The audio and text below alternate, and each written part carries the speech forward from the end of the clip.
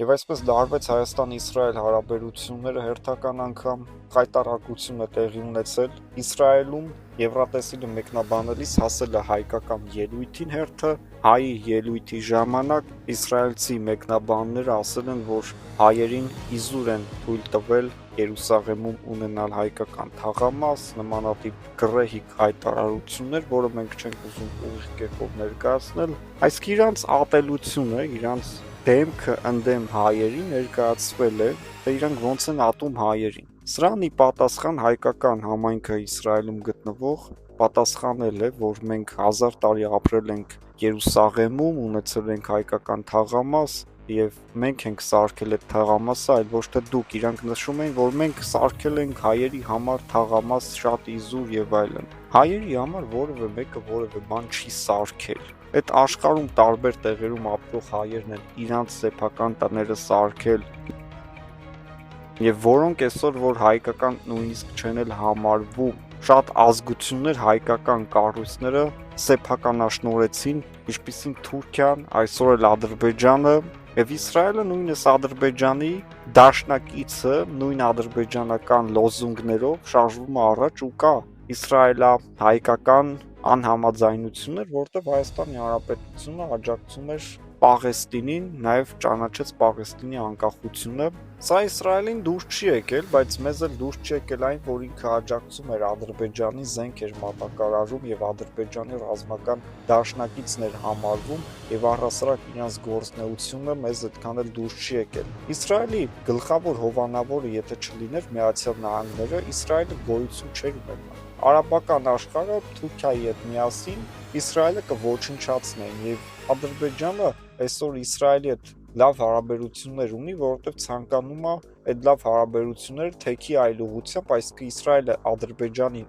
աջակցի, որ Ադրբեջանը Դոնալդ Թրամփի հետ ստեղծի Միացյալ Նահանգներ եւ Ադրբեջան հարաբերություններ, ինչը որ իրանք անում են։ Թուրքիան Իսրայելի ղեկավարին թույլ չտվեց իր օդային տարածքով թռչել դեպի Ադրբեջան։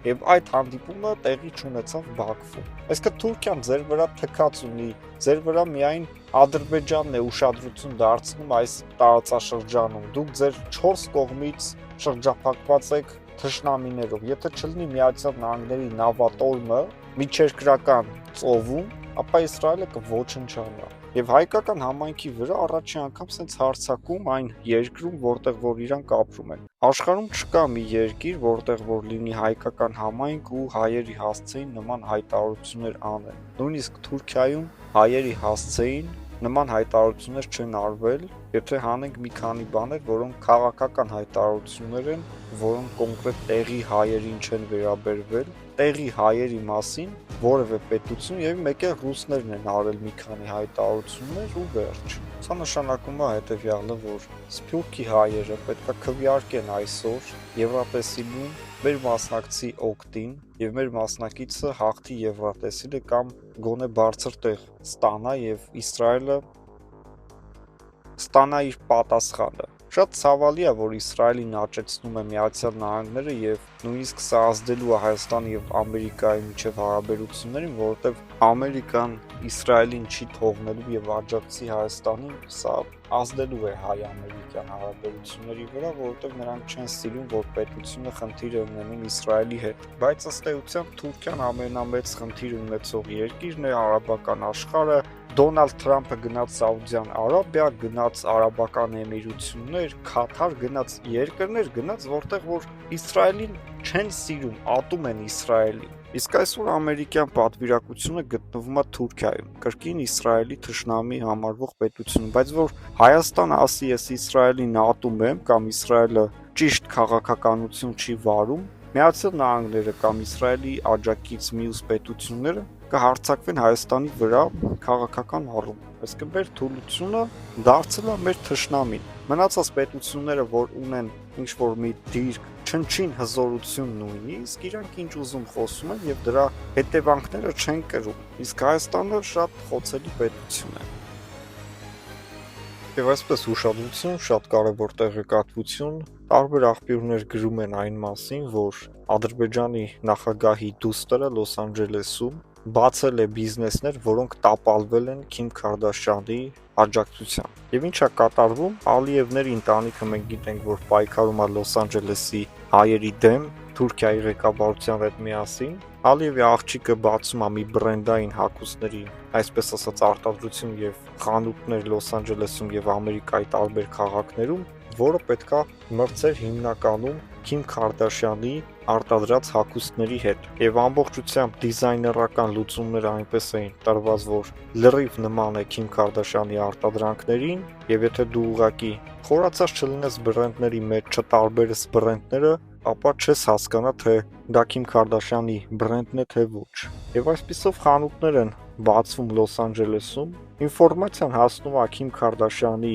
ադմինիստրացիա եւ նրա վաճառքներով զբաղվողները նրան տեղեկացնում են, որ այսպիսի մի ապրանք է հայտնվել, որը գողացել է մեր դիզայնը եւ միգուցե մարդիկ չտարբերեն եւ նա մեր գովազդի արդյունքում իր վաճառքները իրականացնի, դրանով մենք ենք տուժելու։ Քիմ Քարդաշյանը դատի է տալիս այդ ընկերությանը, որի սեփականատերն է Ալիևի դուստրը Լեյլա Ալիևան, եւ ամբողջությամբ ինչքան որ բացվել էր խանութներ, դատարանի վճռով փակվում են, վճարում է մի քանի միլիոն դոլարի տուգանք Քիմ Քարդաշյանի ընկերությանը եւ այսպիսով տապալվում է Ալիևների հերթական ծրագիրը Լոս Անջելեսում ընդդեմ հայերի եւ հիմնականում իրանք հենց կենտրոնանում են այնպիսի հայերի նկատմամբ, որոնք ըստ էության ունեն որոշակի դիրքեր, հասել են հաջողությունների եւ իրանք նաեւ ատում են հենց Քիմ Քարդաշյանին, որին միշտ էլ ցանկացել են վնաս պատճառել տարբեր ձևերով, թե հակափիար Քիմ Քարդաշյանին եւ թե ուրիշ այլ մոտեցումներ, որոնք իրանք ցուցաբերել են ընդդեմ Քիմ Քարդաշյանի եւ իհարկե մշտապես դրանք ձախողվել են։ Եվ վերջին դեպքը, որը Ալիևի աղջկա հետ տեղի էր ունեցել Լոս Անջելեսում, հայկական ռեստորան է մտնում Ալիևի աղջիկը հենց Լոս Անջելեսում, բավականին հայտնի ռեստորան, որտեղ մշտապես երեկոները հնչում է հայկական երաժշտություն, եւ հիմնականում այցելուները հայեր են, բավականին հայտնի հայեր, այսինքն ոչ թե շոու բիզնեսի աստղեր, այլ անունով մարդիկ, բիզնեսմեններ, բժիշկներ,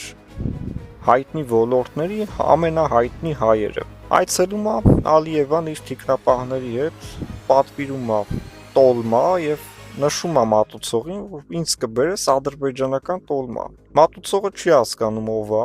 դե բնականաբար պարտավոր չեն ճանաչել նրան, եւ ասում է, որ նման ուտելիք աշխարհում չկա եւ մենք կարող ենք առաջարկել իրականը հայկականը, որովհետեւ նախ սա հայկական ռեստորան է եւ հետո այդ ուտեստը հայկական է։ Ալիև աղջիկը ասում է, դե ապացուցեք, որ հայկական է, որովհետև դուք անում եք հայտարարություն եւ պետքա նաեւ ապացույցներ ներկայացնեք։ Աղջիկը, որը մատուցողն էր, ասում է հետեւյալը. այդ ուտեստի պատմությունը այնքան վաղուց է գալիս, որ այդ դարաշրջաններում եւ տարիներում Ադրբեջան ազգություն եւ պետություն աշխարհի երեսին չի եղել։ Այստեղ